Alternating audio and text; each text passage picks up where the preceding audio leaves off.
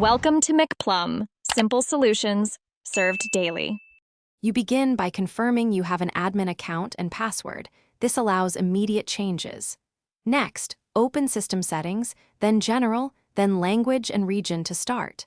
Once there, make sure to back up any critical files and note the current region and preferred language so you can revert if needed. This first step prevents lockouts and preserves data. Now that settings are visible, you're ready to change the region preference and understand how it affects app behavior and formats. Select your new region from the dropdown and observe immediate format previews. This adjusts date, time, currency, and measurement units for system and apps. Once done, customize calendar type, temperature unit, and number/decimal separators to match local standards. Make sure to change primary language if necessary for app localization. You should then sign out or restart any apps that cache locale data so they reload with new settings. Finally, confirm the changes by checking dates, currency symbols, and keyboard input behavior.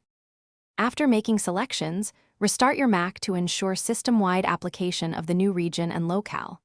Once restarted, verify system menus, App Store content, and time/date formats.